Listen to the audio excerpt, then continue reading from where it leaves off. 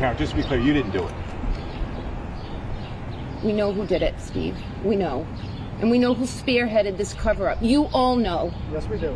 If John was beaten up and attacked in that house, who did it? We don't know. We don't know. We don't know. And it's not for us to know. Somebody other than Karen is responsible for that, for the killing of John.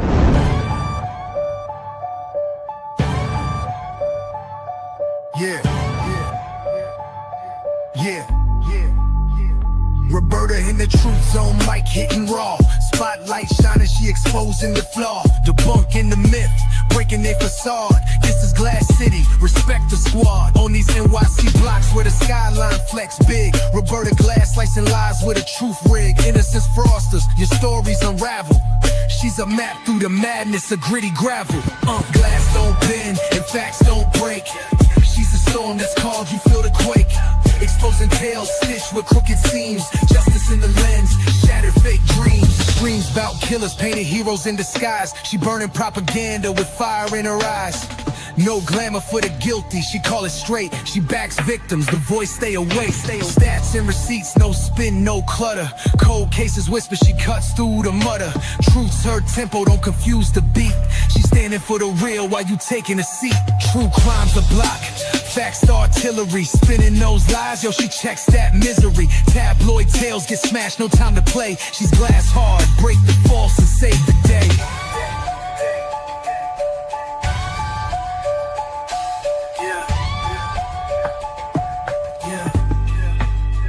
True crime's a block, facts the artillery. Spinning those lies, yo, she checks that misery. Tabloid tales get smashed, no time.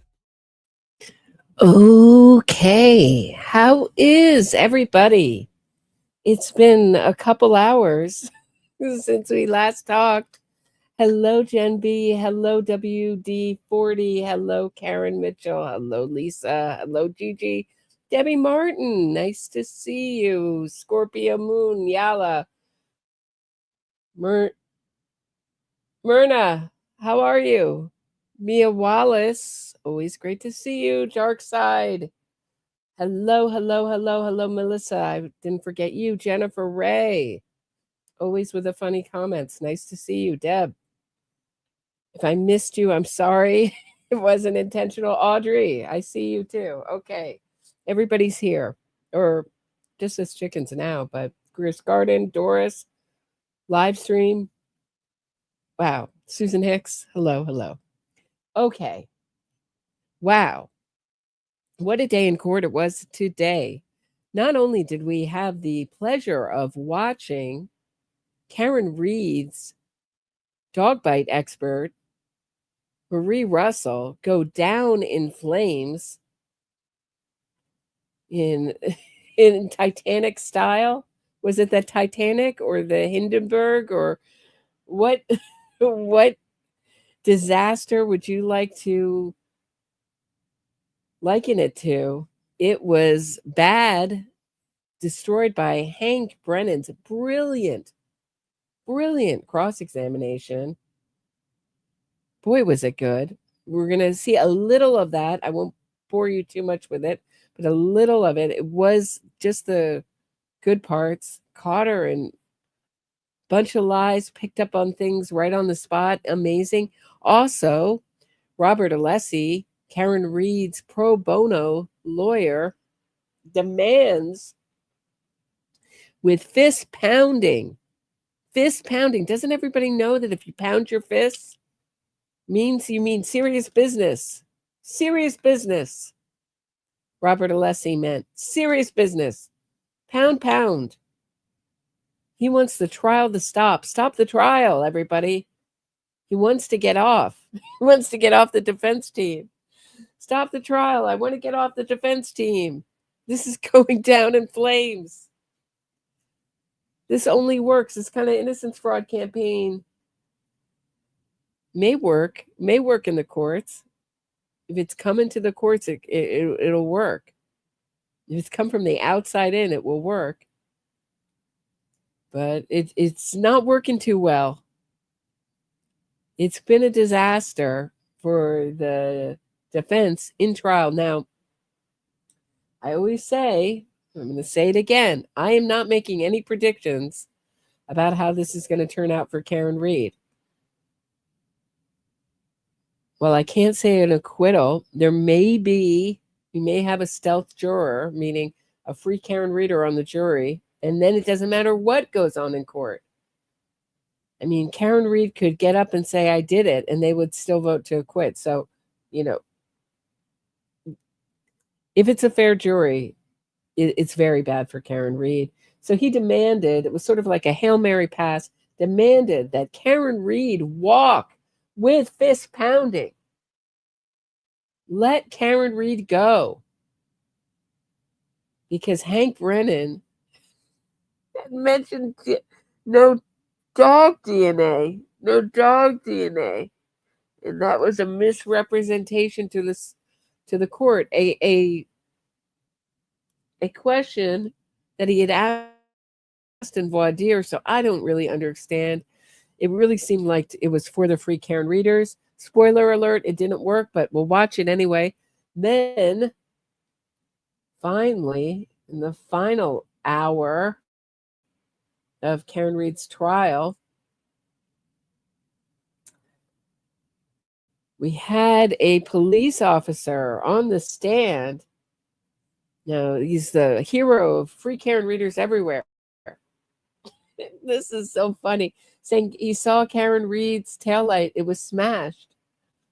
But it wasn't as smashed up as it was later. It was more smashed up later. Okay. Here's why this, do you want me to just spill it, why this doesn't matter? And already the free Karen readers, let me see if I can quote it exactly, have approached me on Twitter, one of them. Let me see if I can quote it exactly. I don't want to misquote a free Karen reader. You don't want to do that, right? She came up to me and said, hold on. Roberta, how will you spin this honest cop as a bad guy? I never said he was a bad guy. Never said he was a bad guy. Or will you pretend he didn't testify? Neither. I'll tell you why his testimony doesn't help Karen Read. Okay, first of all, her own experts say that she couldn't have smashed to smithereens her taillight at 5:07 at One Meadows, John O'Keefe's house, making evidence on ring camera that she had smashed her taillight somewhere else besides at 34 Fairview, going 24 miles an hour in reverse, her foot 74.5% down on the gas pedal, never once touching the brake, with her infotainment system beeping and flashing at her, telling her she was going to hit something. Her own experts, ARCA experts, the beloved ARCA experts, the hired guns for the defense, even they say Karen Read couldn't have smashed to smithereens her taillight. So what does it mean? So what does it matter if it was more smashed later and he got debunked in on cross? We'll talk about it. We'll watch it. And you tell me if it's, free Karen readers are celebrating all over. And really, I think that was the point with this witness. But it was really, I thought, a dud of this guy seemed like a free Karen reader. At one point, he was asked about watching the trial. I mean, I think Hank nailed him as a free Karen reader. And he said, well, you can't avoid it. It's everywhere. And that's what people who are watching the Karen Read trial and are committed one way or the other, especially the free Karen readers, think everyone is watching the trial. The whole world is obsessed with Karen Read, when there's a whole group of people that never heard of Karen Read, don't know. I know people who live 3 minutes, 5 minutes away from 34 Fairview, the crime scene. They don't see free Karen Read protests. They don't know anything. They're just like, eh. They've heard of it, but it's not affecting their lives. It's not infiltrating their world. So I thought that was very telling, as a free Karen reader would say, like, it's everywhere. Everybody knows about this case. WD40, thank you so much for the super sticker. Debbie Martin, thank you very much for your super sticker. By the way, channel members, there's a new Daddy Read emoji. Please feel free to use it. Put that up today. Also, was on Julie Grant's show this morning. Thank you, Julie Grant, for having me on. Talked about Karen Read. It's forensic error. I love it. It does look a little like Mr. Burns because it is Mr. Burns. Yeah. Strangely Alike was on Julie Grant. Sorry, I got distracted there. Was on Julie Grant this morning talking about Karen Read. It was great fun. Thank you, Julie Grant, for having me on. It's up on Patreon. I put it up so my Patreon subscribers could get a look at it first. If we have time, or if you want, we can look at it here. All right, let us start with Marie Russell. The beginning of this was so brilliant. So Hank Brennan surmised that just by the witness, Marie Russell, asking to see the documents before she answered. This is a technique used by Elizabeth Loftus, Dr. Elizabeth Loftus. I've talked about her before. I've done bunches of episodes on her. And another great cross-examiner, the king of the cold cases, John Lewin. She asked to see the documents before she answers. It's just a trick. Gives you a little bit more time to think, and then if the questioner doesn't have the documents, they're stuck. They can't answer. So it's just a little thing. And he knew by that she had talked to her, Karen Read's lawyers. And look how quick he is. Let's take a look at it. But before I do, I want to thank JMS for the super sticker, Scorpio Moon. Thank you very much. I appreciate it. All right, here we go. Do.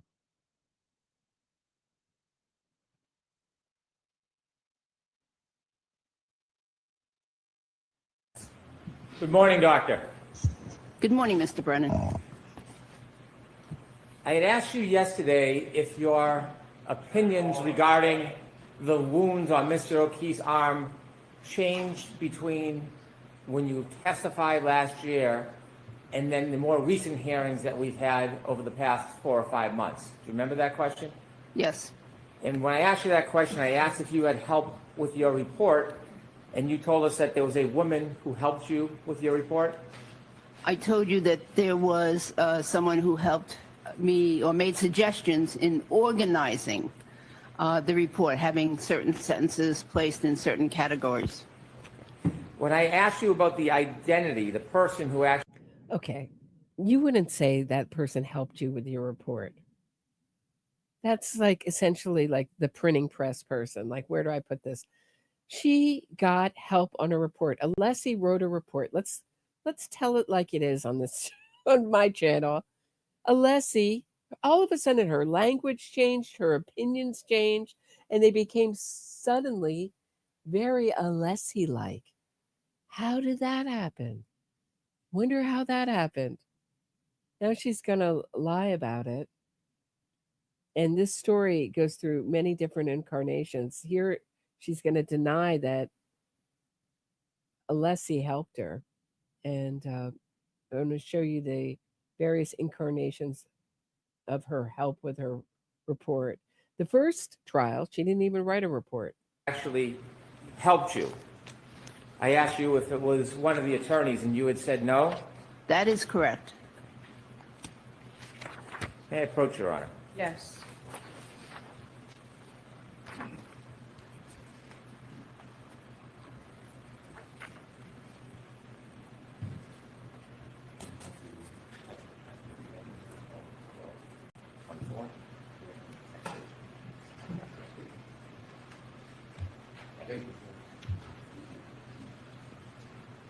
May I ask a question? Yes. Thank you. You had testified in December 22nd, 2024 in this case?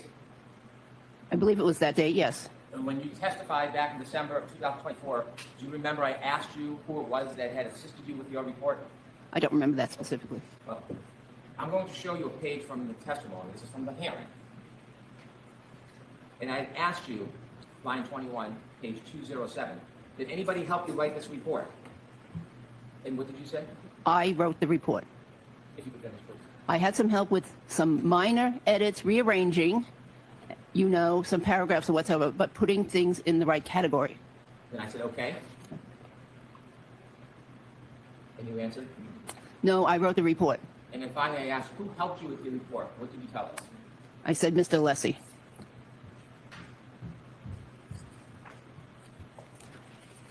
Is Mr. Alessi, is that gentleman the attorney who asked questions on direct examination? Yes. Okay. And so, did Mr. Alessi help you with your report? What I recall is we discussed the report, but I recall that it was someone else that actually helped me rearrange the report. That's my memory right now. Is your memory different now than it was last December? Well, I don't think so, but, you have something in writing. Do you think you would have testified to that if it was inaccurate? Mr. Alessi did not help write the report. He may have helped organize and make a suggestion about what is training versus what is experience, but he did not help me. Anytime anyone says that like that, they did not do this. They're telling you what someone didn't do. I think that's an admission in the negative. Alessi wrote the report for her, took over, and essentially she may have started it, but he took over and rewrote the whole thing. Write the report. Did you have any help trying to describe methodology? No. Did you have any?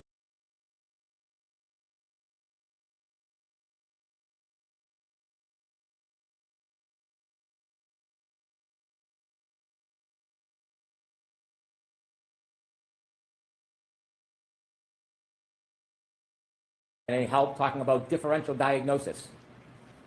No, I'm very familiar with differential And diagnosis. so, after that report was written, is there any reason why some of your opinions have changed?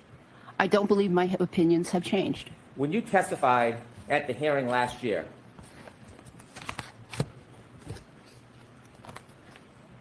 June 21st, 2024, did you express that you couldn't say with 100% certainty what type of animal, in your opinion, caused those wounds?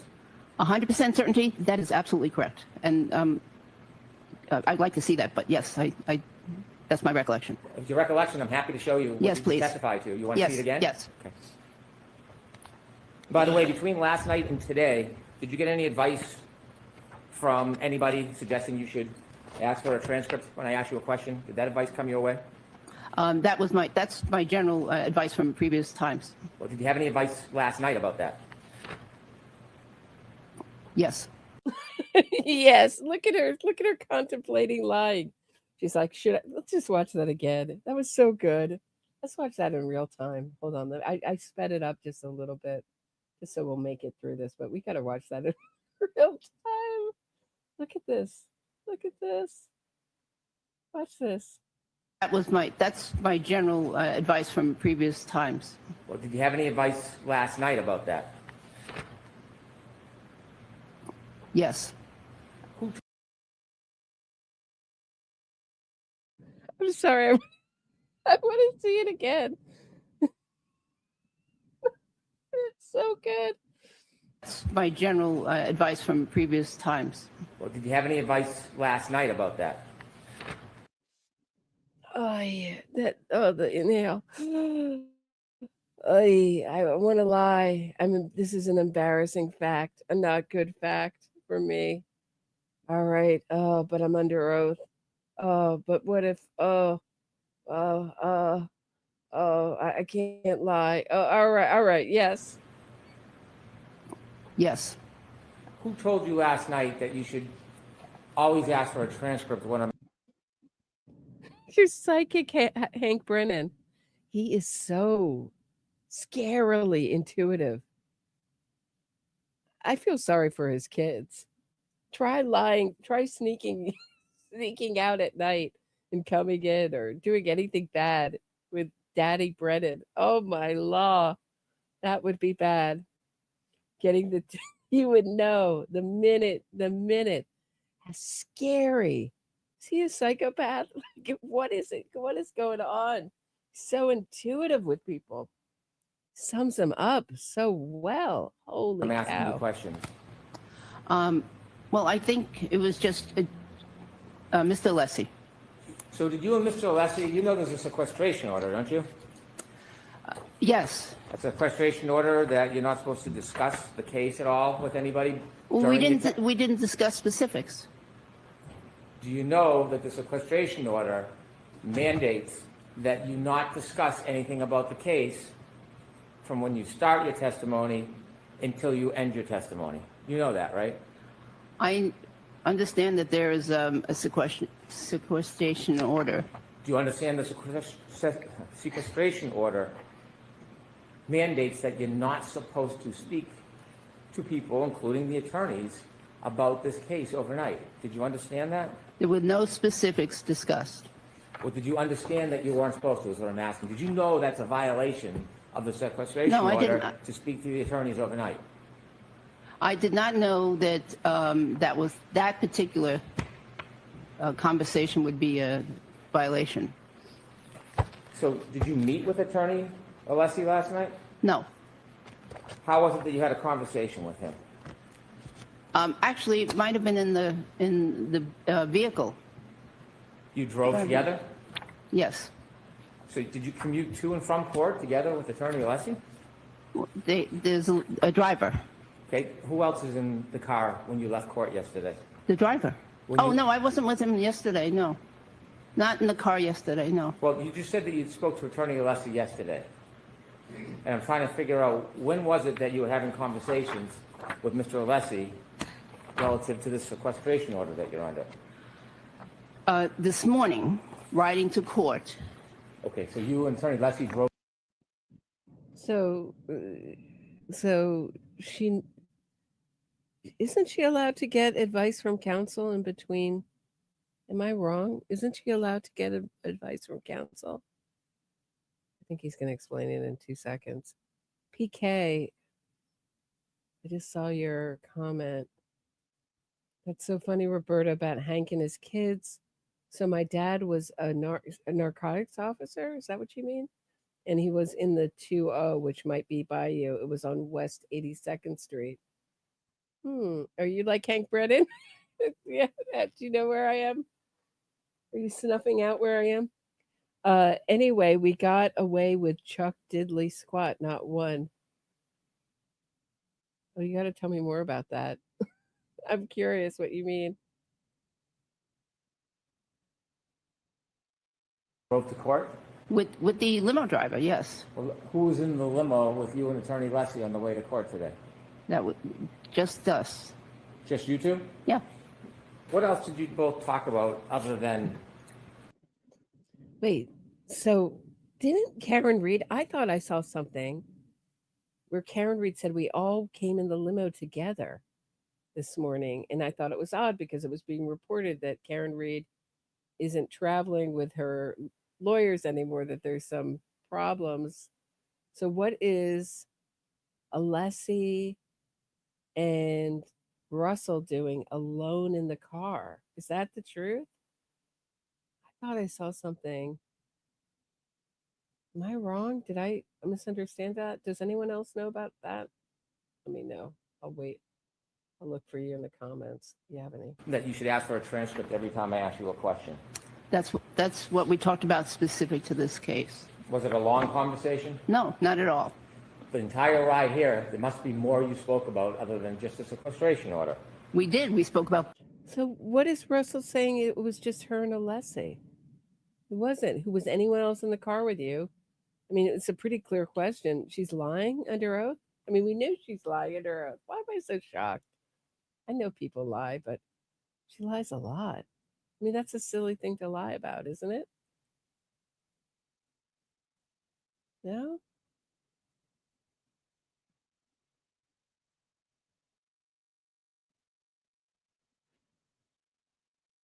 Yeah, they all came together, right? What a weird thing to lie about.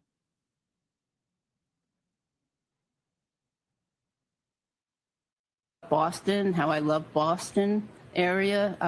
We spoke about New York. We spoke about other things. And in fact, I have to say that even on the ride back to the hotel yesterday, with others in the car, nobody spoke about the case. But I'm talking about this morning when you did speak about the case. What else? Not about the Red That's- Sox or the weather. What else did you talk to Attorney Alessi about this morning, other than you should ask for a transcript every time I ask you a question?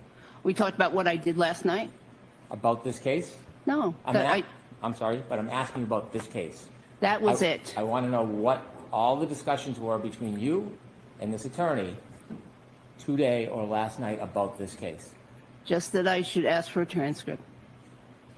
Well, there must have been some there must have been some context. He didn't just turn to you talking about the weather and say, hey, you should ask for a transcript. You must have been talking about something. He also generally, not today, but generally says, be honest. Always be honest. Fantastic. But this morning about your testimony, what did he tell you? Did he tell you this morning? This is Hank Brennan should not be making any of those comments, but I mean, they're so funny and sarcastic. He just tells me to be honest. Yeah, he tells me to be honest. It's a mistake with Marie Russell. Clearly, she's not taking your advice, Alessi, because she's so dishonest.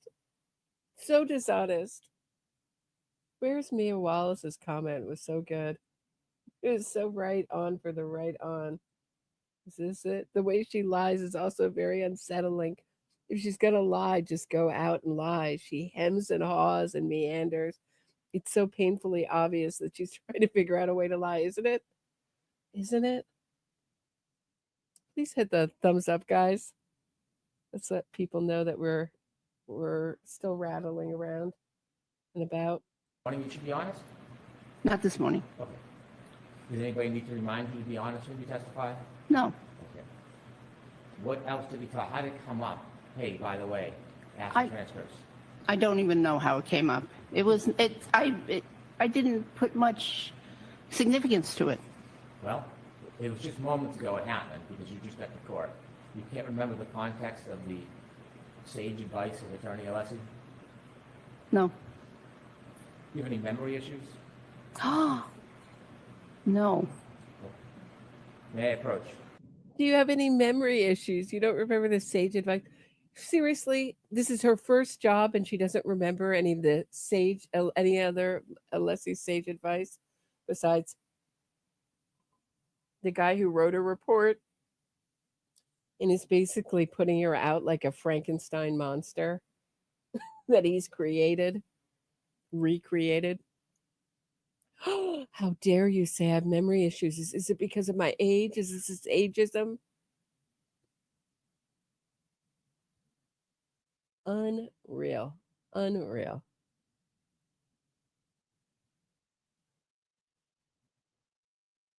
I wonder why she's wearing green. I wonder if someone told her green is her color. Yes. Maybe it's like money. Maybe she thinks it's going to bring her more money and luck. Transcript.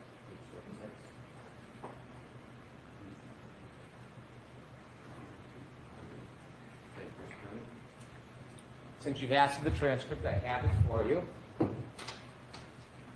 Dr. Russell, this is June 21st, 2024. I had asked you whether you expressed that you couldn't say with 100% certainty. You agreed with my answer, so there's no need to try to refresh your memory, but I'm going to show it to you because you asked. Take a look at line 16. Is that now consistent with the questions I asked you and the answer that you gave, that you were less than 100%, you couldn't be 100% certain? That looks consistent. You want more time with the transcript? No. This may be the last time that Marie Russell is consistent. Spoiler alert. Let me try to show you. This is from Twitter. You wrote a report in this case? Yes. Wow, that's pretty loud. Sorry, RIP your eardrums, right? Or my eardrums. It's super loud. Turn it down just a tad. Here's Marie Russell lying at the voir dire on December 12th, 2024. Is that when it is? Yeah. Okay. Frank Sinatra's birthday.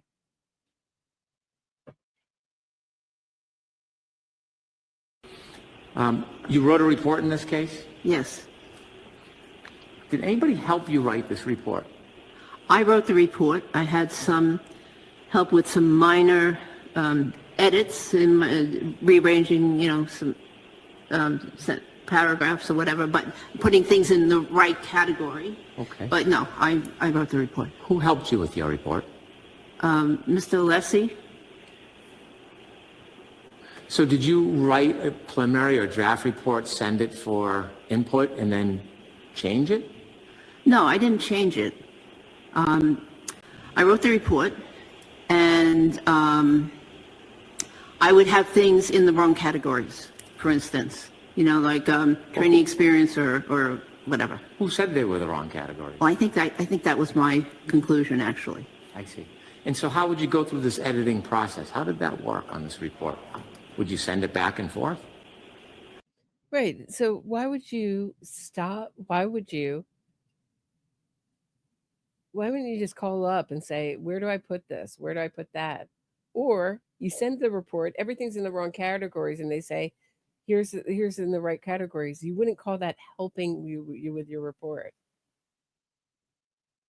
It's so dumb. It's such a dumb lie. And now I can't, Neil Wallace, now I can't unsee it. Now I can't unsee her childlike way of lying. It got sent back and forth a couple times. Okay. Now, this report you signed, right? Did I sign it? Yes. Nobody else signed it. You. I wrote it. Okay. And the reason why I asked if you had help, a lot of your statements and conclusions in this report are different than the testimony that you gave at both the voir dire hearing a year ago and at the trial. Is that fair to say? I don't think it's fair to say. Okay. I think that Tell me. I don't think it's fair. Okay. I was convinced, if we would get into specifics, I was convinced of of my opinion back in the voir dire and in the trial. But I think I stated it wrong. I stated it as if I was talking to other doctors. They say in medicine that nothing is 100% in medicine. That's what we learn, when we go up through medical school and residency and whatever. And in my teachings, I always told people nothing's 100% in medicine. We've diagnosed you with pancreatic cancer, but you just might have a sprained ankle. It might be a sprained ankle. We're not sure. Nothing's 100%. Thing is 100%. And that was the number that I was, that I thought I was being asked for, basically. It was 100%. So that's why I stated my opinion the way I did. But anyways, as I went through material again, I was convinced back then, and I am still convinced right now, that these are caused by dog bites. And not only that, but dog attack. So my boyfriend came running in. What do you have to say, honey? No, I'm watching this testimony, and I've seen a lot of depositions, and one thing lawyers, like good lawyers, will tell people who are testifying is, please only answer the question that you are asked. Don't expound. Don't say, oh yeah, that medication that, but not only that, I took some other medications, and then all of a sudden you drag in a bunch of companies into the lawsuit because you said something your lawyer didn't want you to say. Just for example, just shut up and answer the question. Okay. Yeah, why does she keep going on and on? Yeah, just be quiet. Apparently, Alessi didn't give her that sage advice. That wasn't part of, because he's very verbose too. So maybe that's it. If you were testifying honestly and earnestly before and you're using doctor speak, why would you need to change it for today, for this report? Why not just continue to offer a natural, honest, thorough opinion that you had before? Why did you have to change it? I came up. Did she just do that gasp again? Was that gasp again? Did I just hear a gasp? You're using doctor speak. Why would you need to change it for today, for this report? Why not just continue to offer a natural, honest, thorough opinion that you had before? Why did you have to change it? I came up with this. I became clearer and clearer every single time that I looked at the pictures, and I just realized that I understated the last time, that I misunderstood the question that was asked of me, regarding my opinion, and so I felt that I had to be clearer. Did anybody point out to you that it'd be more helpful to the defense case if you had a more assertive opinion?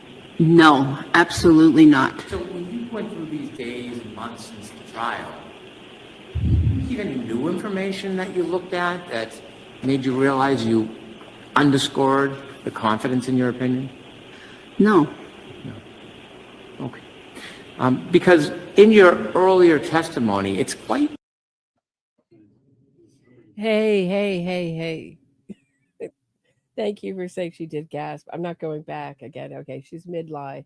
Sorry to interrupt at mid-lie. She's still going. This is just the first different. I know. Here's June 2nd, 2025. When you wrote that report, you did not write that report alone, did you? I did. You had some help, didn't you? Not in the content of the report. Well, you sent the report back a number of times for review and revisions, didn't you? In terms of organization. And some of the language in this report is really not your language. It's the language of somebody who helped you write some of this, isn't it? You know, if somebody helped me write it, it would have been much better written than that. Didn't you agree that you had some assistance with the report? Haven't you testified to that before? And no, and in terms of organization, there was some comments, though, this sentence belongs, with this paragraph or whatever. But in terms of content, that was my work. Well, it was your report, correct? It's my report. And when you write a report, it's your words, not somebody else's. Isn't that true? That's correct. But nevertheless, you had somebody assisting you. True? In terms of organization, yes. Who was helping you with the report? It was somebody from the law office. Well, it was this gentleman right here, Attorney Alessi, who just asked you questions. He helped you, No, didn't he? actually, it wasn't. Was it from his law firm that somebody helped you? I believe so, but it was in terms of organization. Do you remember who was... Right. Alessi first is helping her organize it.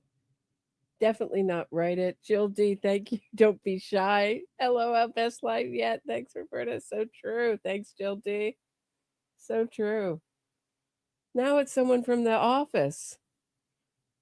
Yeah, someone you don't know. I mean, it's such a dumb lie. Someone you don't know, some vague office person. Someone from his office, New York office. You wouldn't know him. Wouldn't know him at all. In fact, Alan Jackson wouldn't know him either. Yeah, it's just law office, vague law office person. What a dumb liar. helping you with your report? I don't remember her name. Would you agree that after that report was written, many of your opinions changed? No. No, I wouldn't agree. See, I've just always been that brilliant. It's just, I need a Alessi to just organize it so it sounds totally different. Oh, man. Do we want to watch a little bit more of her? Or have we had enough? Let me know if we've had enough and we can move on. But I find her endlessly entertaining.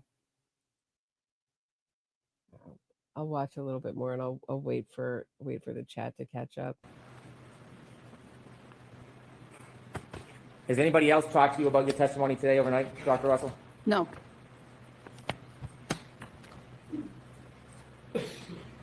When you testified last year, same transcript that we just looked at, do you remember when you gave your opinion to a reasonable degree of medical certainty, you said that you thought the wounds were from an animal, possibly a large dog?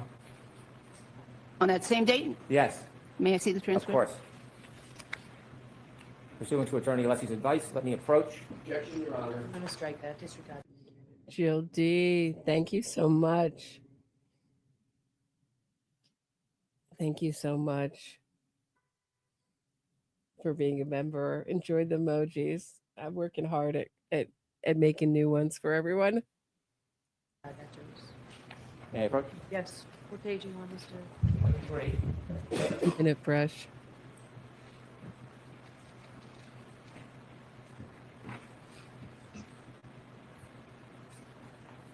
June 21st, 2024, Robert? June 20. Page 23, line 14. Will you ask the question based on everything we've discussed today? Is it your opinion based on a reasonable degree of medical certainty these injuries were from an animal attack, possibly a large dog? What did you say? I said yes. Thank you. Have that back. Yes, you may. Thank you.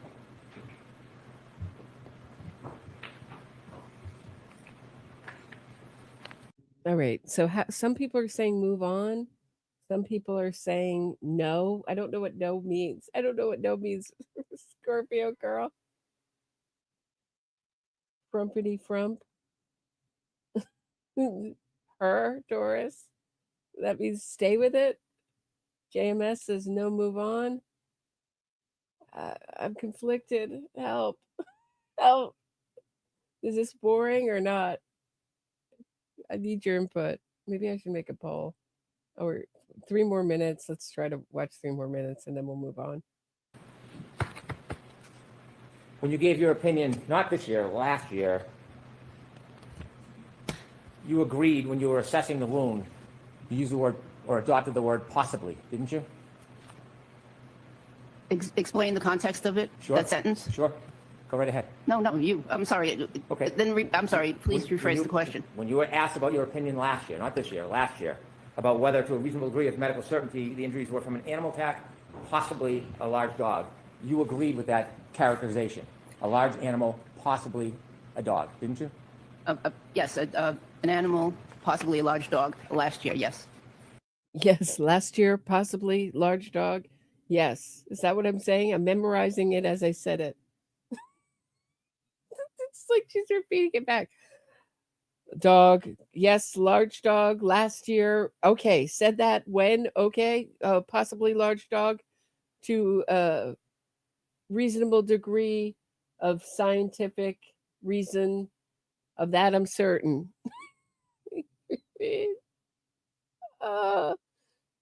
You said there was puncture wounds, holes in the shirt. Thanks, Kelly Pantin. Thank you so much for the very generous super sticker. I appreciate it. All right. Oh, kitties, I missed you. Sorry, kitties. I don't want to miss you. Marie Russell, spin doctor. All right, just seriously 2 more minutes and then we'll move on, guys. I promise. I know some people love it. When you were on direct examination, there were tons of questions about this word methodology. Remember all those questions you were asked? In June? Yesterday.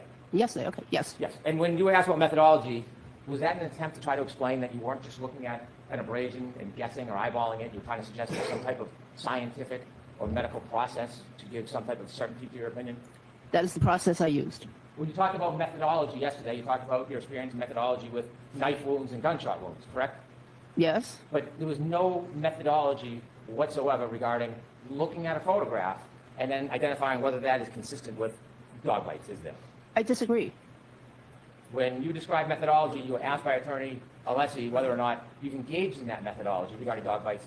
Did you agree that there is really no methodology regarding dog bites? I disagree. When you use the word methodology regarding dog bites, there isn't something specific you're looking at as if you were looking at a fingerprint or a point of comparison. You don't do that, do you? There are no specific points that are published by a organization, for instance, on how to determine something is a dog bite. However, I did use different methodologies, including what we talked about, the differential diagnosis, the pattern recognition. Pattern recognition, again, is so important in medicine. It's what pathologists use to diagnose tumors. There For is no instance. standard. There is no recognized standard anywhere for methodology on how to identify a dog bite wound, is there? There is no published standard from an organization that I am aware of.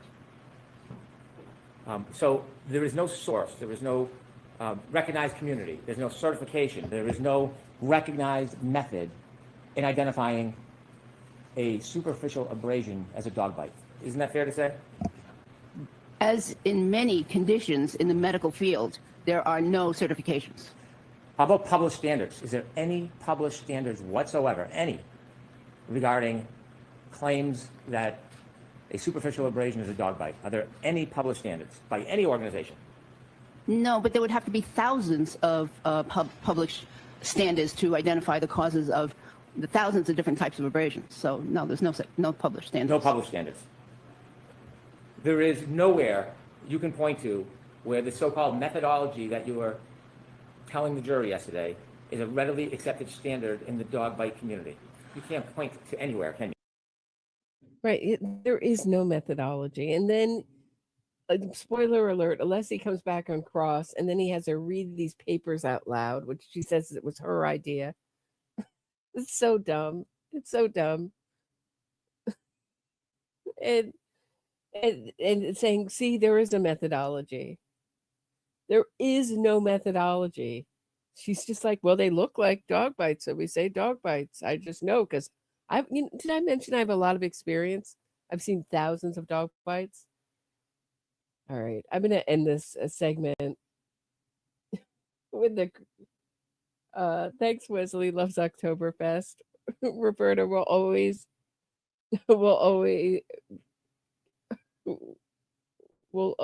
follow you lead. Okay, thank you. All right, I try. I know sometimes I just need a little input, Wesley, because I will go on Marie Russell. You know my my fascination with Marie Russell. I'll play her all day, and everybody will be asleep by the end. I have a lot to cover, so thank you.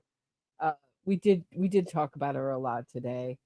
And we did play this song, but I think it deserves at least one more play. All right, everybody have a quick snack or sick of this song. Anyway, here's my song about Marie Russell, the dog bite. Bored and retired, threw myself into a high-profile trial, thirsty for attention and admiration. I'm the best expert in the entire nation. Get paid to lie by the hour. Making stuff up is my superpower. I see dog bites.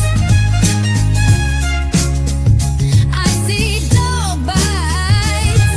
Just pay me and I'll tell you they are dog bites. Limp to the stand, decked out in polyester. Lay my lies on the court and let them fester. Oh, puncture wounds in the shirt. Testified to a great deal uncertain. Hell, they'll say anything. It's the prosecution that's got the burden. I'm the best expert that's ever been. Who else can testify to a dog bite by a canine without a chin?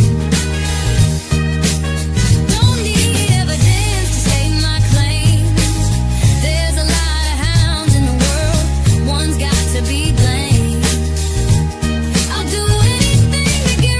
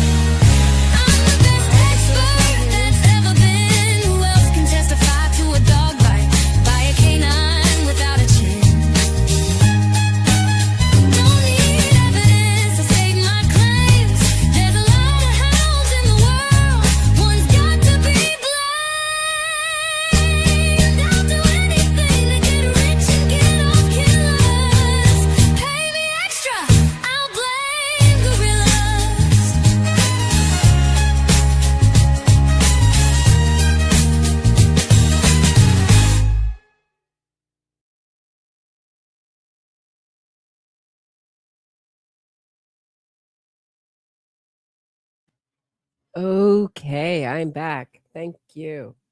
Forensic RN, Hank Brennan rules along with Roberta. Oh, thank you so much. Thanks to everyone who stuck with us through the break.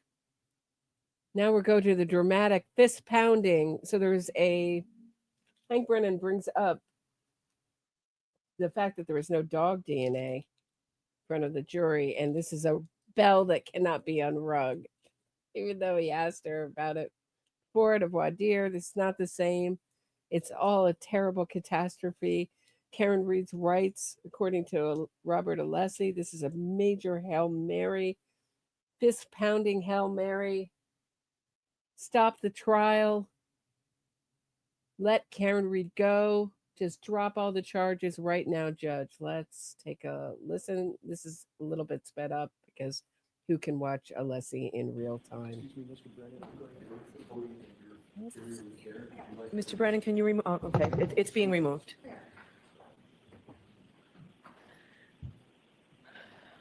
It's like a fighter getting ready for the big fight. You know, there's a theory out there that Alessi is the fall guy. So that when Karen Reed gets convicted, they're going to blame Alessi, who's never tried a criminal trial, and say that she had ineffective assistance of counsel. Say it wasn't our fault, it's Alessi's. I mean, they're giving him every major, what do I would say, major like forensic witness to cross-examine for the Commonwealth. I mean, Unetti's hardly done anything in this case. And of the three, I mean, they're all fraudsters, all of them. Elizabeth Little, they're all innocent fraudsters, lawyers, corrupt to the core.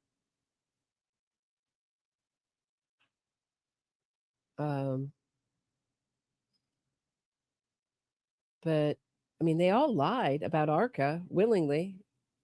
I mean, you know, for Alessi's defense, he said he didn't know. I don't know how you're on a defense team and you don't know that these are paid, not, you know, paid for witnesses. They've been retained and paid for. I don't know how you don't get clued in on that and you don't pick up on all the fraud going on around you. But all right.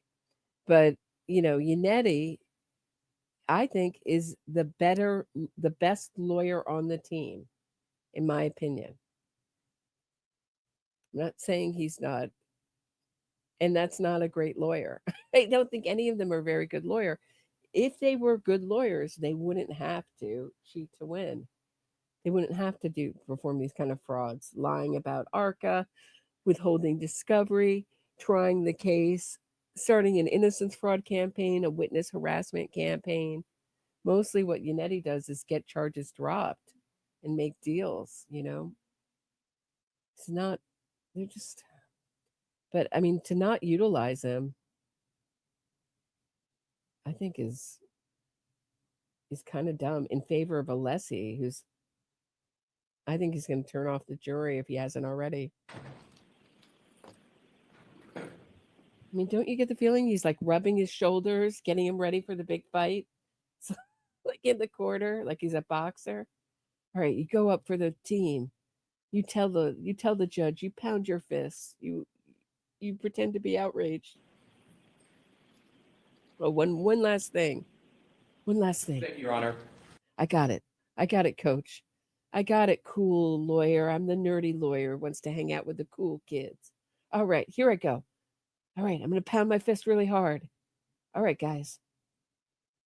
Here we go.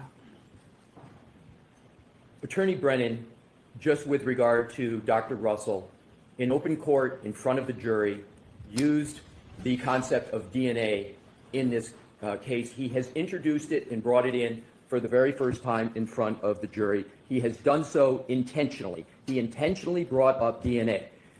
Based upon that intentional mention, the defense moves strongly, vigorously for a mistrial with prejudice. A mistrial with prejudice. There has been no mention in this trial. So does everybody know what that means with prejudice? It means like she's free to walk. It's over. No, you can't retry her again. it's over. She's essentially acquitted by the judge because of this insane unfairness by the prosecution. Never mind that the defense has handed in things like in the middle of trial, withheld discovery, so many witnesses that we've had to have these pointless voir dires to remedy them. I mean, come on. Of DNA with regard to the topic, with regard to what Mr. Brennan has raised. There has been none. Specifically, the prosecution had, in the first trial, had a witness, Terry Kuhn, with regard to DNA. For whatever reason, the prosecution has chosen not to bring that witness in who would testify perhaps to DNA. As a result of that strategic decision that the prosecution made, there's been no mention. I want to be very clear. The defense has been incredibly assiduous and meticulous about not mentioning DNA in any fashion, directly or indirectly. With regard to the hoodie shirt and the hole, the only... Can you believe that this is speeded up?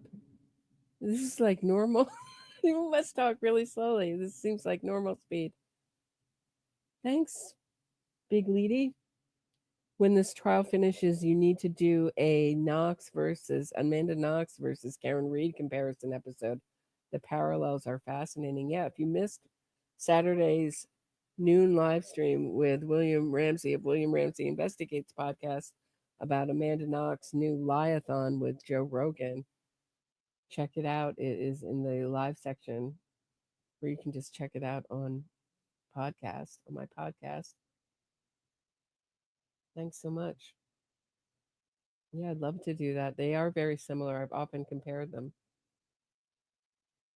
only thing that was adduced in direct examination was a mechanical function, simply of Dr. Russell testifying that a dog tooth went in and came out and caused a certain mechanical effect on the yarn.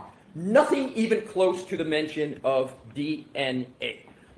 With regard to representations that Attorney Brennan has made, that somehow there was a hearing that we were on notice, it is completely incorrect. Show me the hearing, show me the transcript where that has been discussed.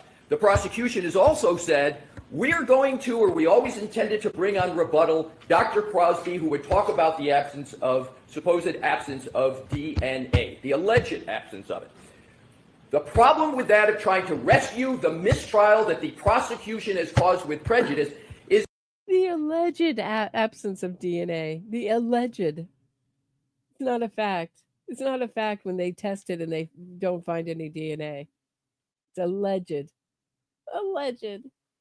That Dr. Crosby could never testify about such a topic, because I would object and object, because there would be no foundation, because the prosecution strategically chose not to bring in the foundation whatsoever in this trial. The fact that they did it in another trial, or perhaps did it, is irrelevant to this trial, as Your Honor has admonished several times.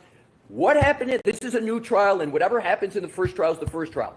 So in conclusion, Your Honor, because of the conduct of the prosecution, and specifically the intentional mention of DNA, the prosecution has put in the jury's mind that topic that is irremediable. That cannot be reversed. That cannot be cured. That cannot be ameliorated with a jury instruction. That cannot be dislodged. The prosecution has to suffer the consequences of its own intentional actions of bringing up that topic. Own intentional actions. They have to suffer and say, sorry, you worked years, because DNA has been brought up. Alleged DNA, not even real DNA. Karen, you just joined at Patreon. Thank you so much. Great way to support the channel. Patreon link is always in the description of this episode. Also, other great ways: Venmo, buy me a coffee. I want to thank Jennifer Gray, Lisa Larson, Home Foster, and Robert Schlesinger for buying me a coffee. And I want to thank the person who asked not to be mentioned, but I want to thank her anyway, for Sending a donation via Venmo. Thanks so much. Thanks, Karen. Thanks so much. Hope you enjoy all the content that's on there. Ms. Reed is entitled under the Constitution, under the Massachusetts Declaration of Rights, to a fair trial. And what has just happened is antithetical, abhorrent to a fair trial. The only remedy is a mistrial with prejudice. Okay, thank you. Mr. Brennan.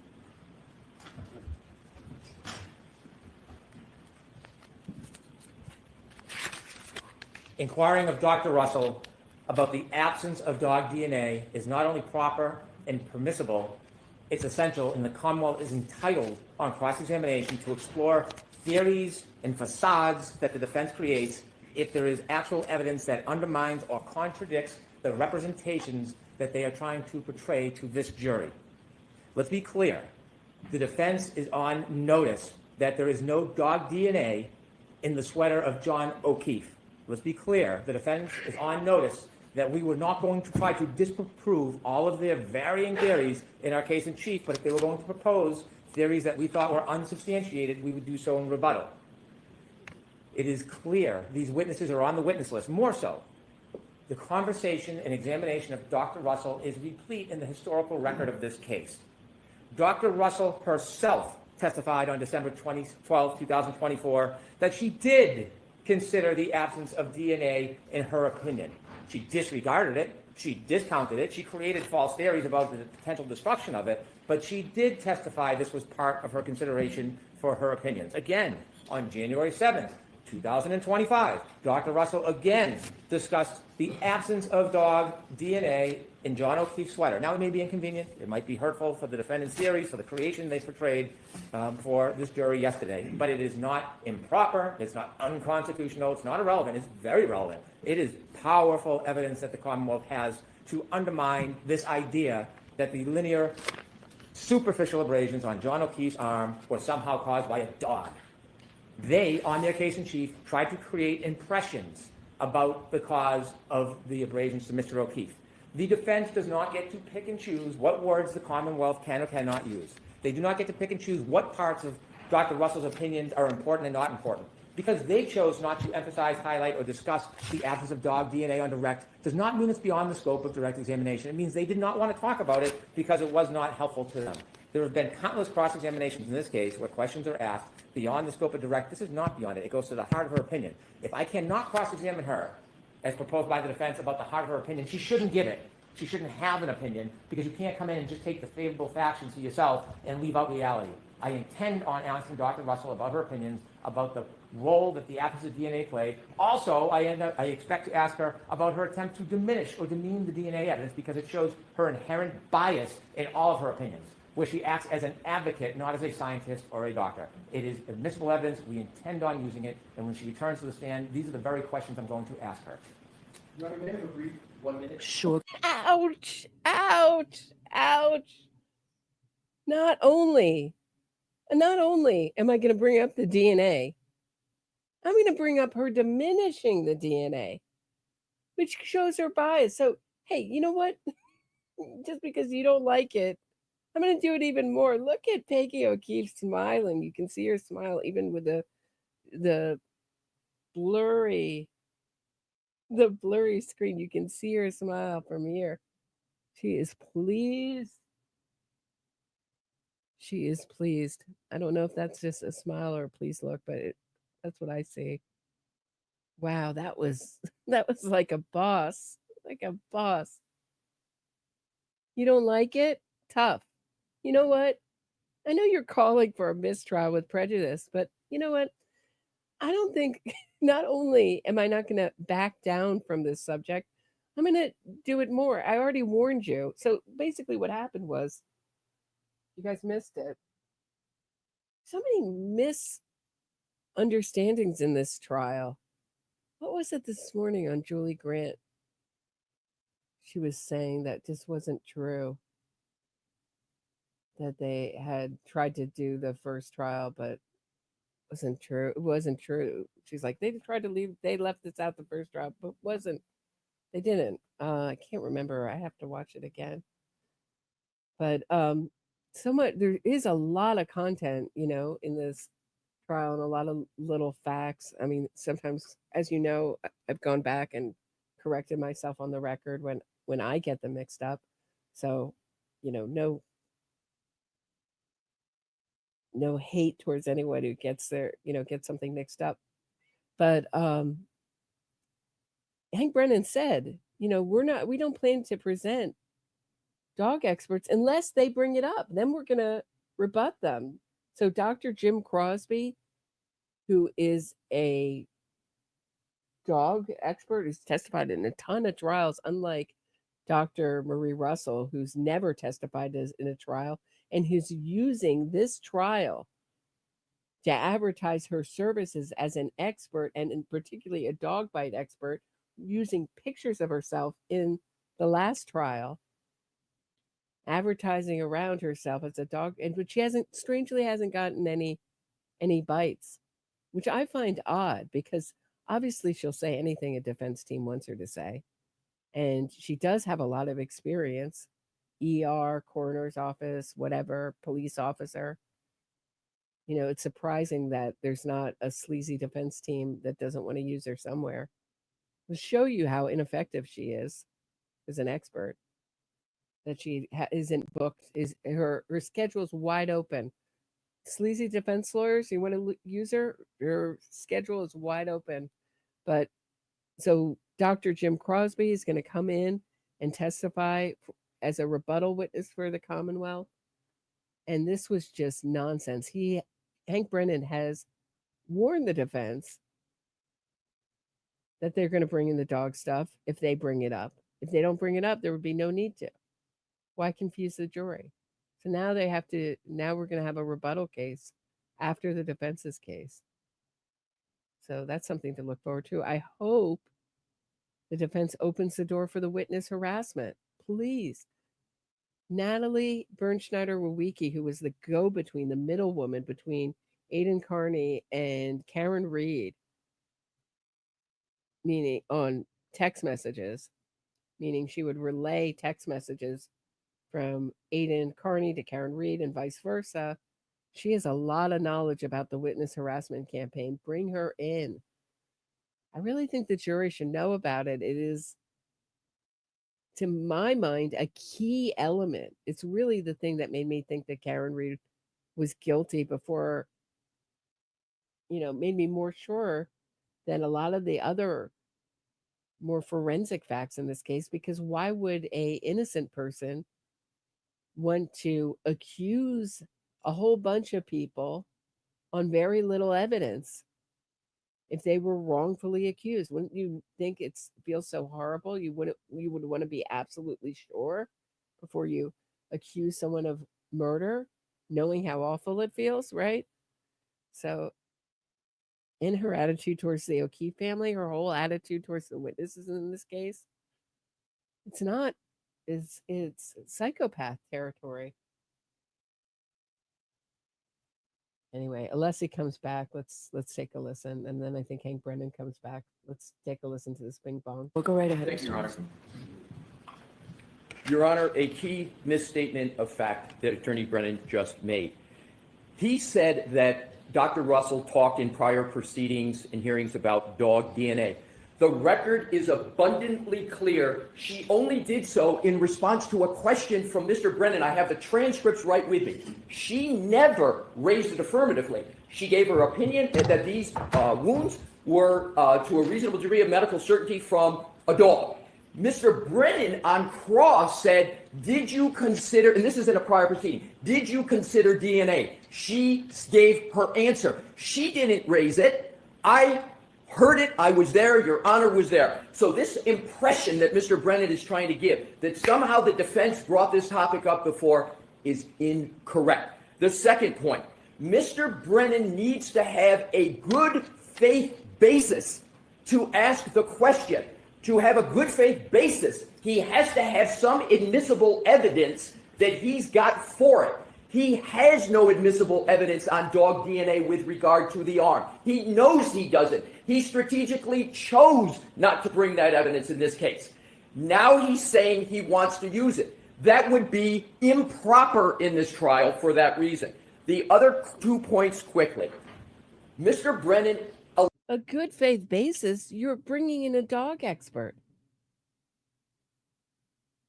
I don't know what the technical good faith basis, but you brought in a dog bite expert, and then you're saying that the Commonwealth can't bring up the fact that John O'Keefe's clothes were tested for dog DNA. Now they make a big deal that his body wasn't tested. But, you know, he's supposed to have puncture wounds in the shirt, remember? Marie Russell said puncture wounds in the shirt. Why wouldn't dog DNA be on his shirt? And then he has the gall to say, I think spoiler alert here, that it was a terrible investigation because they didn't swab John's arm for dog DNA. Maybe that was in a different part of the trial. Maybe I'm misremembering. But I mean, that is outrageous. Karen Reed's taillight was all over the crime scene. She was saying, I hit him to everyone she met practically. Everyone she came across.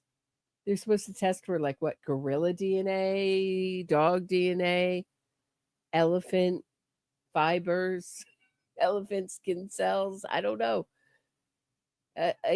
How much money do you want spent on tests where there's no evidence of something happening, just to cover all bases, Alessi? They call it wasn't a thorough investigation. Which really angers me. Alleges an absence of dog DNA with regard to these wounds in the right arm.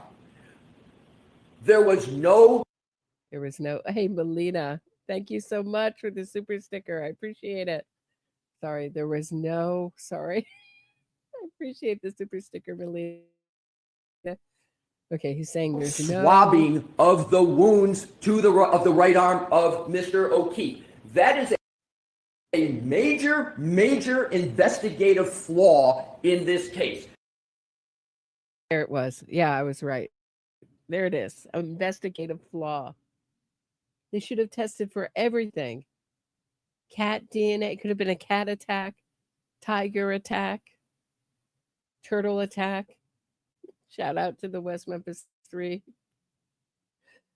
Our guilty peeps. I mean, what else? What other kind of maybe a large tribe of sloths came? I mean, just test for that. Test for everything. I mean, Commonwealth has like the Canton PD or the Massachusetts State Police has unlimited funds. Just keep, might be Nessie, Bigfoot, whatever. Keep testing. That should not be befallen upon the defendant. Secondly, there are, with regard to the hoodie that was not believe swab taken, and we don't know much about it, but what we do know about it is there are horrible, tremendous chain of custody and care with regard to the hoodie, conceded, virtually left on the floor of the ambulance, left on the floor of the hospital, carried around by Mr. Proctor for weeks, maybe even months, not submitted for testing for months. There are huge issues that prevent a fair determination about whether there was even proper determination of whether there was DNA or not. So in conclusion, Your Honor, the defense has never brought up DNA or alleged absence with regard to the right arm of the hoodie. It's always been the prosecution. We were meticulous. We just said dog. We never said DNA because we knew there wasn't any. Why would we bring it up? We know there's not any DNA. Why would we bring it up? And did you notice, Judge Cannone, that I enunciated when I said it? There's nothing more powerful than the fist pound.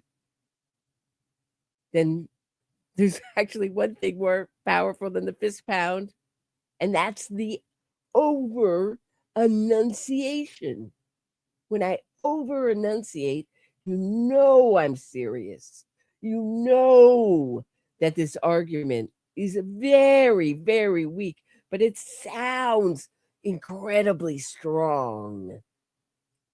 You also have to. What is he doing up there?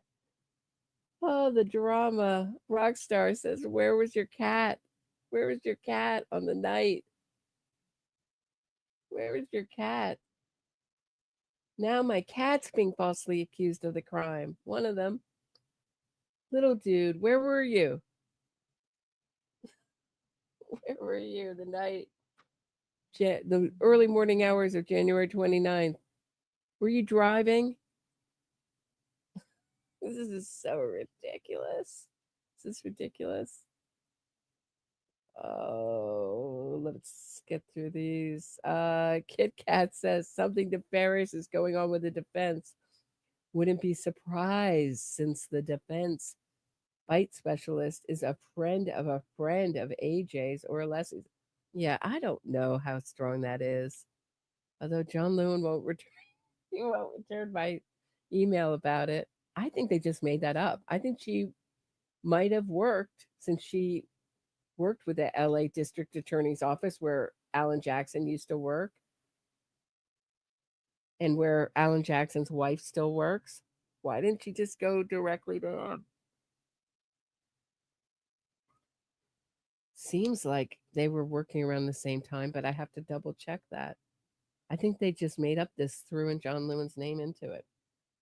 And he doesn't want to confirm or deny it, because he denies it. He's calling out another lawyer for some bad behavior. That's what I think. We've never seen proof of it. And Judge Cannone's never asked for proof of it, of those communications, strangely.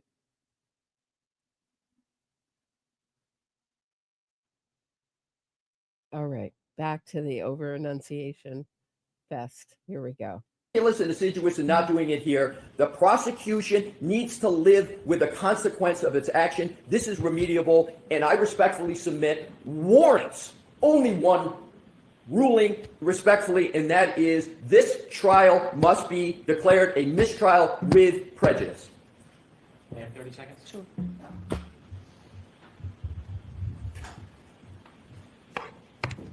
The defense can pound their fists and yell as loudly as they want, but they can't change truth and reality. Whatever the motivation is for wanting a mistrial. Hank Brennan, you missed the over-enunciation of words. That is something you miss. Oh, you can pound their fists and yell. Yes, very strong. But what's even stronger is the over-enunciation of words. That clearly means strong argument, Hank Brennan. Did you not go to the school of corrupt lawyers, the school of scumbag lawyers? That's what you learned at that school. Over enunciate and pound your fists with your arguments weak. Can't be based on a claim that the prosecution raised DNA for the first time with Dr. Russell at the Lanigan hearing. If we actually look at facts and reality, rather than making false claims about everybody in the courtroom and everybody else who comes in here, what we'll see in the transcript, and this is the December 22nd, December 12th, 2024 transcript. I direct the court to the direct examination of the attorney who just accused the government of raising it for the first time. Despite his words, we have page 83, line 21. We have page 122, line 14. We have page 124, line 14. These are the words of Attorney Alessi on direct examination.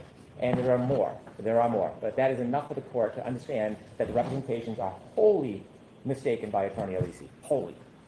All right, thank you. We'll give everybody a half an hour. All right, big spoiler alert. She denies it. Should I? Okay. How are you guys feeling? I'm sorry. I'm feeling very indecisive today. I'm sorry, Wesley. I know I'm captain of the ship, but I need some help today. I'm really I've been streaming for too long. Should I go to, would you like to see Julie Grant? We had Julie Grant this morning. Thank you so much, Jack D65. Appreciate the support. Or talking about Karen Reed, or Would you like to see that segment, or should I end with the police officer witness, and I have that lined up, and his testimony? My feelings won't be hurt either way. I just kind of, one person says Julie Grant. Julie Grant. Are you blocking trolls? All right. Okay. Anyone else? All right. Thank you. Thank you for the help. I appreciate it.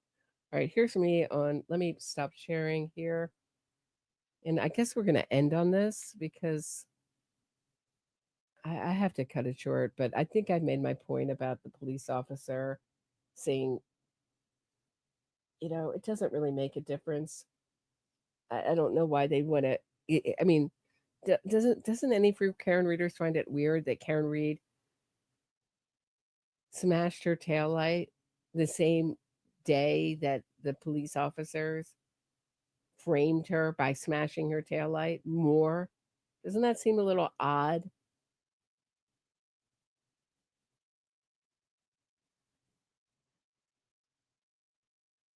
I thought it would be a short, Vicky. I thought it would be a short one. Yeah, it's not so short. I'm not a good predictor of how long it takes me to do things. Okay, here we go. Let me share the video file.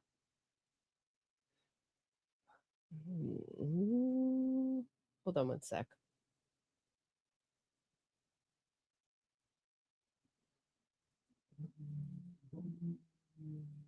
Here we go.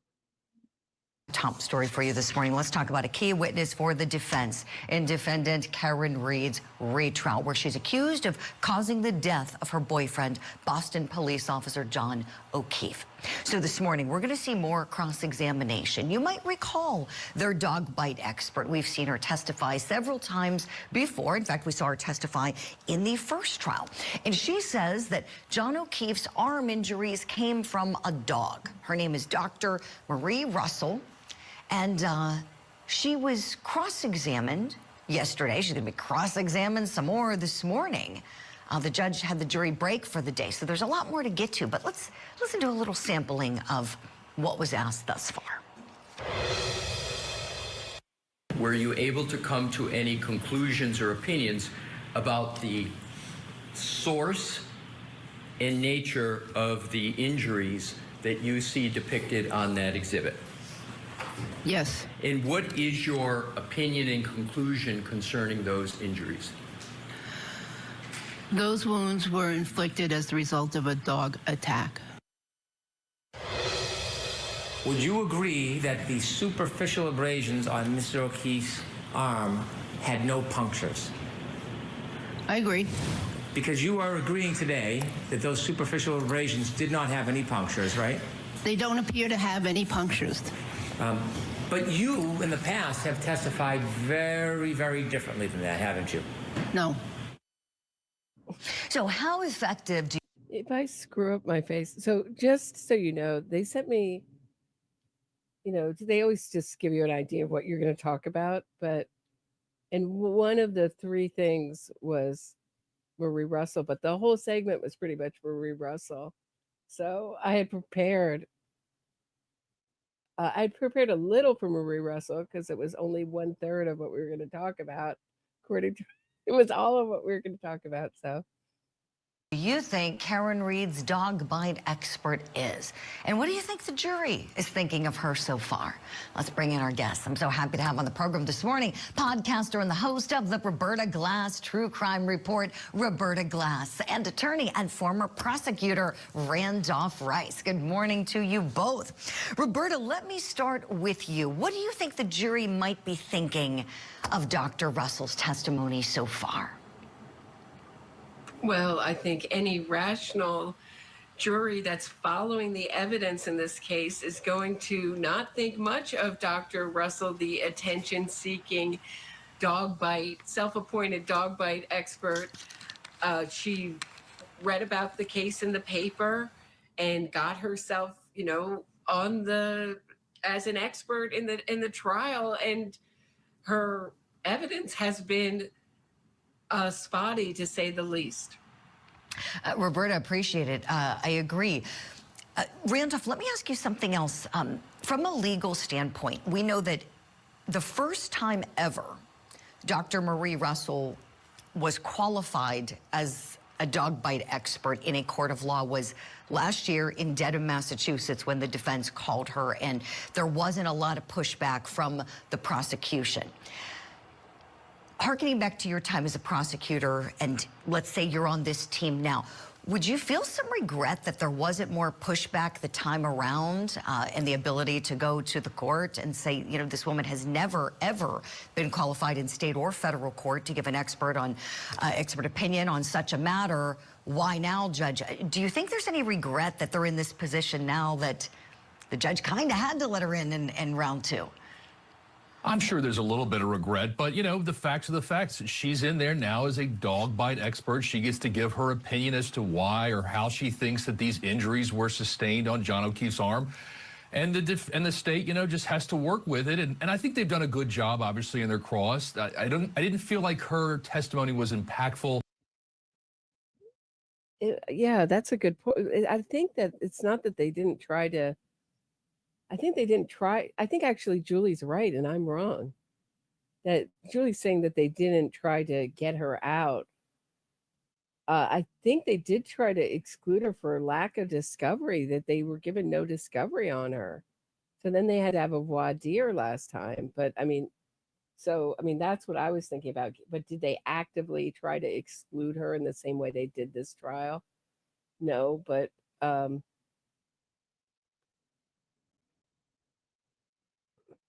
I think she was a joke. I mean, Adam Lally ate her for breakfast last time, and Hank Brennan did. Thank you, everyone, for all the kind comments. I don't love looking at my, I think it must be everyone must feel the same way. I don't love looking at my face.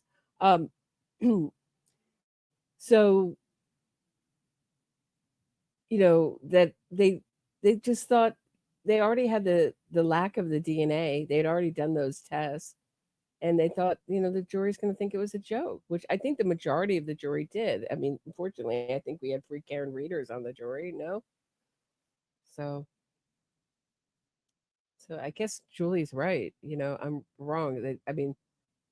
But they did say, like, that you can't bring this witness because we've gotten no discovery, which has been the technique of the defense, to ambush the prosecution every time and then turn around, as all innocent fraudsters do, and accuse the other person of what you're doing yourself, saying, oh, we're being ambushed.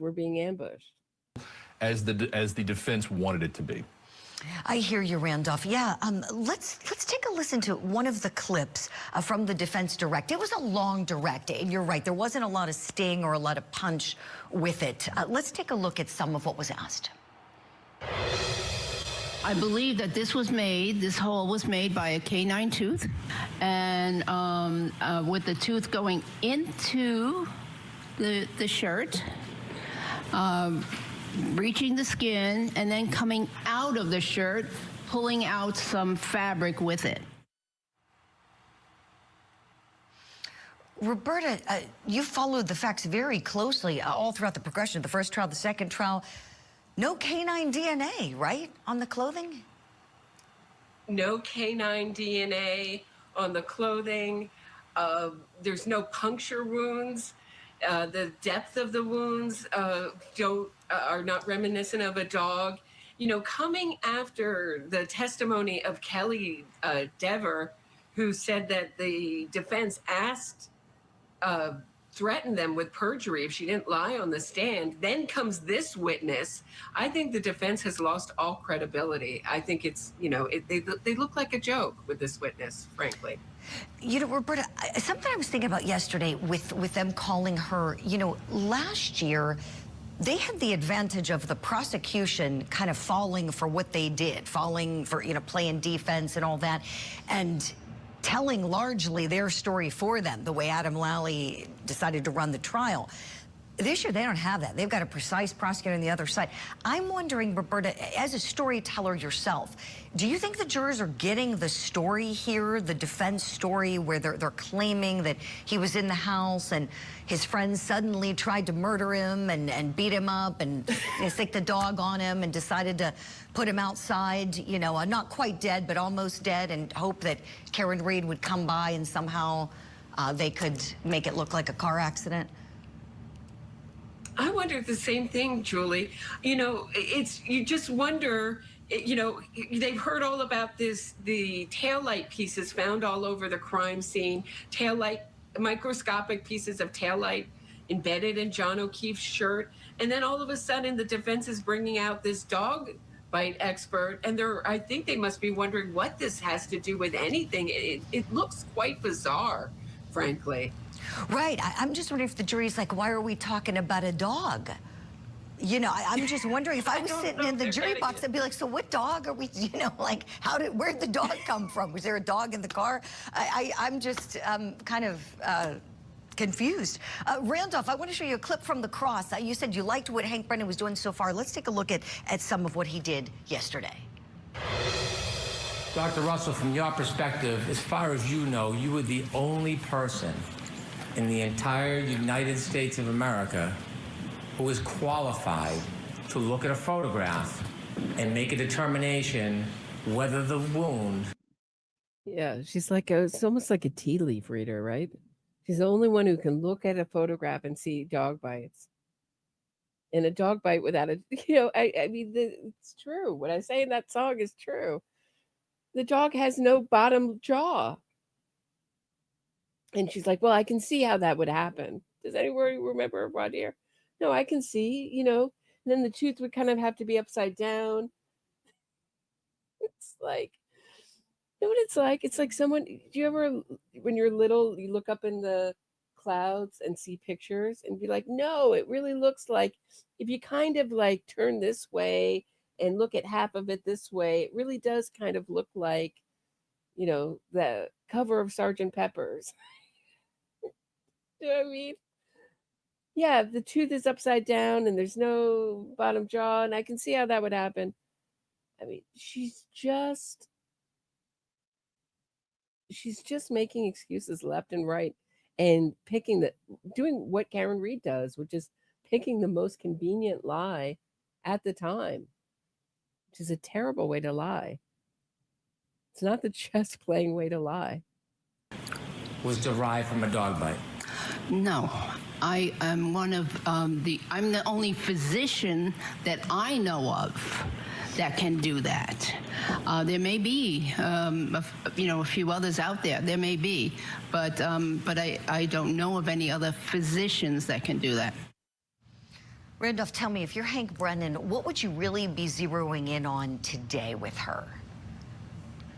Well, I think you're just trying to attack any type of, for example, the puncture wounds. You know, she talks about the teeth going through the sweatshirt and into the skin. Why is there no puncture wounds? So you maybe lean into that a little bit more.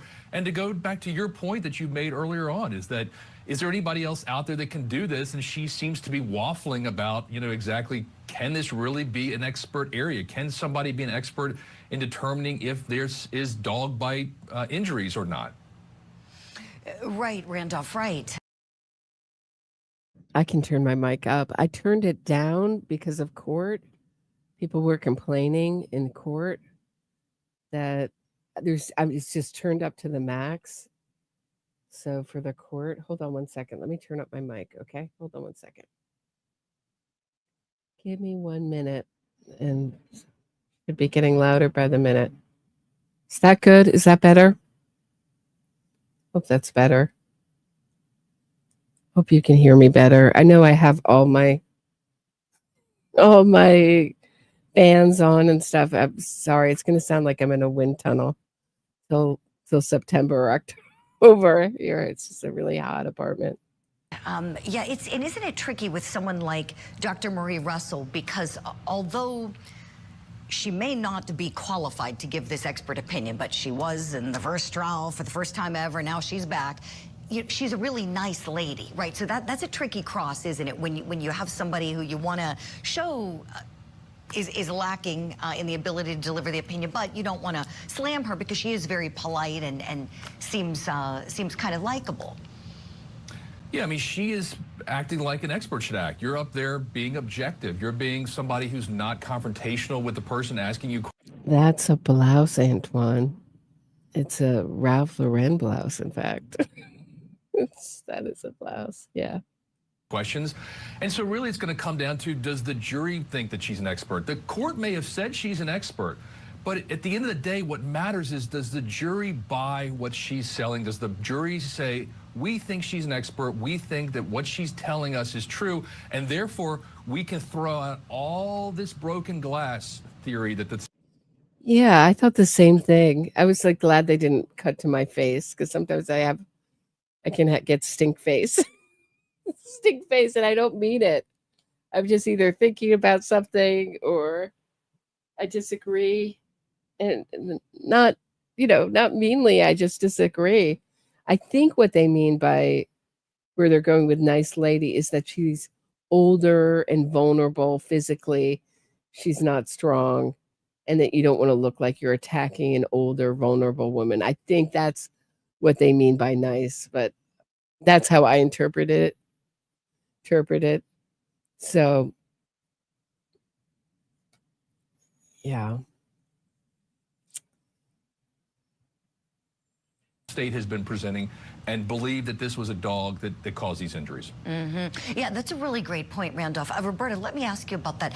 So when we think about the story that's being told, and if you're a juror, you've heard the story of this awful collision, of this defendant drunk and enraged, gunning it in reverse, hitting John O'Keefe with her car, glass from her taillight being embedded in his clothing, his DNA on the back of the SUV, one of his hairs on the back of the SUV. You're hearing all that. With this witness, it seems to me that the jury's almost being asked to just kind of put the blinders on, ignore all of that, and imagine that a dog did this. Roberta, your thoughts? Well, no one has been a better storyteller in this trial than Karen Reed herself, who gave so many pre-trial interviews that have been used to narrate the trial. So, you know, as soon as the defense takes one step forward, there's Karen Reed on the court TV screen saying, wondering whether she clipped him with her 6,000-pound SUV or whether she just hit him in the knee, or, you know, the drinks were so weak. I mean, and she was really way too drunk to drive. I mean, she has been the narrator of her own trial, and it has been absolutely brilliant and diabolical of Hank Brennan to have Karen Reed narrate her own murder trial. Oh, yeah. Brennan is brilliant. He's absolutely brilliant. He's a force to be reckoned with. I think he's going to be a household name after this is all said and done, and he really deserves it. Excellent work. We'll leave it there for now. We'll see. Maybe they'll call Chloe to the stand. If Chloe barks, is it hearsay? The answer is no. Dog barking is not hearsay. Hearsay comes from a human. We'll leave it there. Roberta Glass, thanks for coming on. Come back again soon, please. Randolph Rice, you're coming with us. We're so grateful for your time this morning. That is it. That is it. That's the clip, guys. That was my part this morning. Thanks, Julie Grant, for having me on. It's always fun. And thank you, Taterbug, for noticing. It is hard for me when you have a time constraint. They ask you to talk in 2 or 3 sentences and keep it short. So you don't want to monopolize the time, and you want to try to get your point into short. It's definitely different than what I do on my podcast, where I have all the time in the world. Any TB updates? I think I did one. When was that? Wasn't that last night? No, it was this morning. I did one, Manny. Thanks.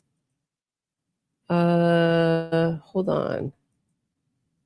Did everybody see this? This is the rumor. Hold on 1 second. I'll pull it up for you. The rumor that he may take a plea deal. He's saying that if the state offers him no prison time, he'll basically turn on Karen Reed.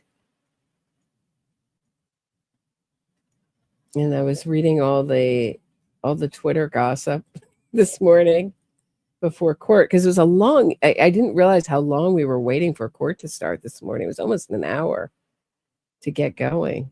Odd. Hold on. Here it is. Here it is. Hold on. Let me share my screen. And this is going to be the last thing I do before I go. I think I'm really exhausted, guys. I've been going. Not that everyone else isn't tired too and working hard. Hold on. Here we go. Here's Turtle Boy saying that he'd take a plea deal. Take a listen. You know, I thought I would love to go to trial. I would love to take these fuckers on. I would love to beat them in court.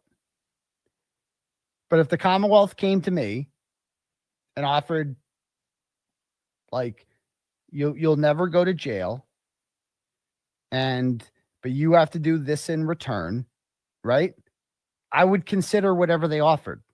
I would have to at this point. Fuck you if you don't like it. Fuck you if that thinks I'm a sellout. I don't give a fuck what you have to say. So if I'm offered a deal where it's like you can have no jail time, whatever, thank you for that $10. I appreciate that, because I did already win, and we're gonna free Karen Reed, and who gives a fuck?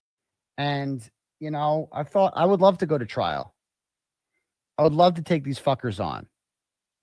I would love to beat them in court. Oh, now it's going back. Okay. So, I mean, essentially, and the word on the street or the word on Twitter, the Twitter gossip is that their Commonwealth is maybe offering a deal, but not without prison time. And then, as my boyfriend just pointed out, he'll be a snitch in prison. But I can't imagine him. What's come out of him just being in jail is that he was in protective custody and he was a crybaby and was really just a frightened little rabbit in jail and not dealing well. So I can't imagine him doing anything else and not asking for some kind of protective custody in prison anyway. So thanks so much. Who said that? Thanks, Doris. I appreciate all the kind words. So I think, his trial's supposed to start soon. I think it got moved. It was supposed to start like June 6th. I think it may have gotten moved till a little later. But I'm not convinced, I don't know. I'm not convinced in Massachusetts it's a powerful figure that he would get convicted of anything, but other people tell me I'm wrong. So I don't know. I don't know. Maybe I've just been on too much on the losing end of too many innocence fraud campaigns. My dog named Bo, thanks for being a member for 11 months. You're welcome. Thank you, Roberta, for all you do. You're welcome. All right, I'm going to get out of here. We've been going for an hour and 45 minutes. I think that is good for today. Well, if you're interested, I can cover the police officer who testified about Karen Reed's taillight changing form, changing shape, being more. I can't say anything negative about him other than he comes off as a turtle rider. And maybe he's just by consuming so much media has convinced himself that it's changed shape and form. I don't know. Or maybe he's been threatened. I wonder if the jury's wondering if this witness has been threatened to tell this story.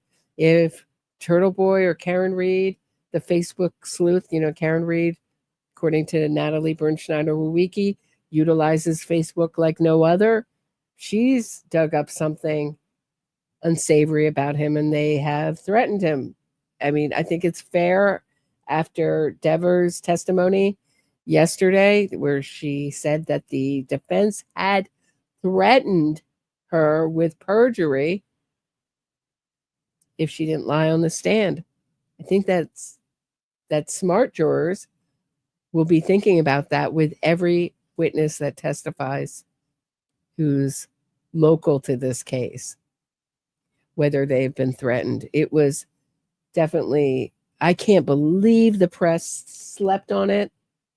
If this were the Commonwealth, we would have a federal investigation, trial dropped, real-time trial, mistrial with prejudice, and it would be a investigation trial into Hank Brennan, Adam Lally, like it should be. But for the defense attorneys, why do they get away with this kind of abuse of our legal system and abuse of witnesses? Why is it only Aidan Carney going up for trial for witness harassment when we know that he was in touch with Karen Reed's lawyers every step of the way as he was harassing witnesses? We know that David Yannetti was cheering him on. Look at my video section called Aidan Carney and David Yannetti brothers in, what did I call it? I think brutality, something like that. Something like that. It's the only video I have about David Yannetti and Aidan Carney, where David Yannetti is cheering on Aidan Carney after he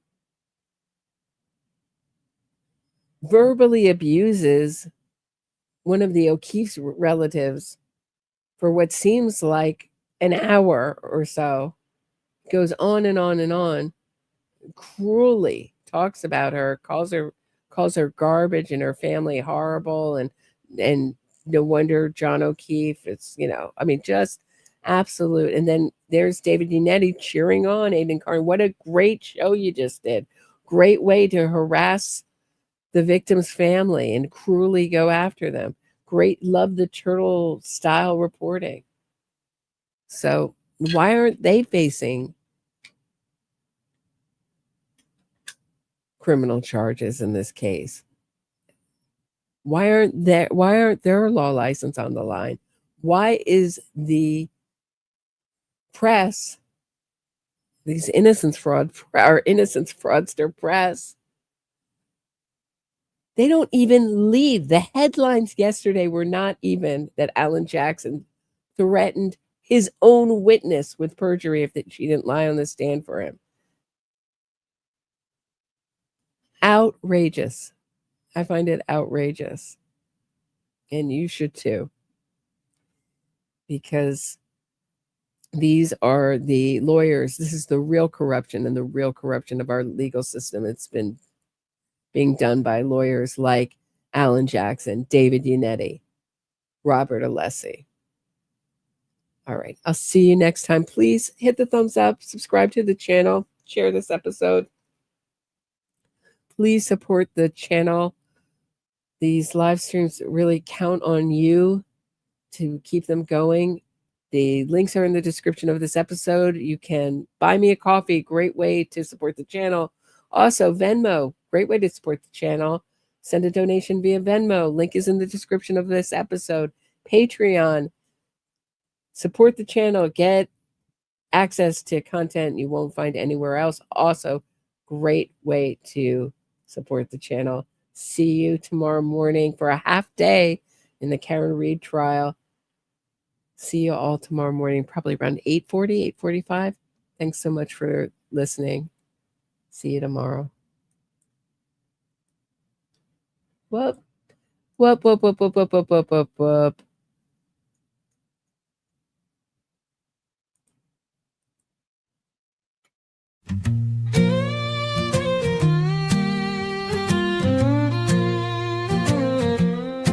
I hit my boyfriend with my car.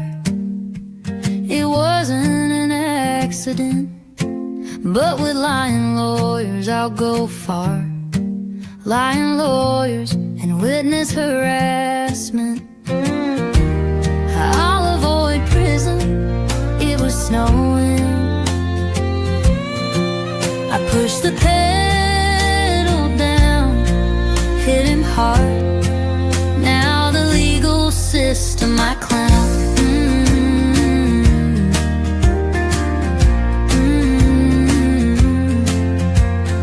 Innocence fraud campaign to save my skin.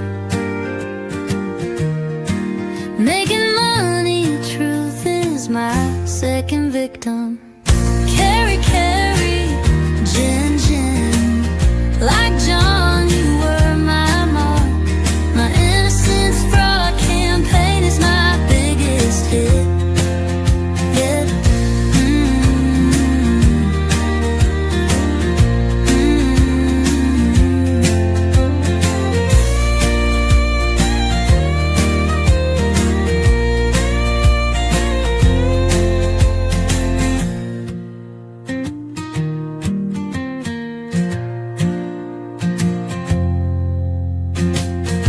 I hit my boyfriend with my car.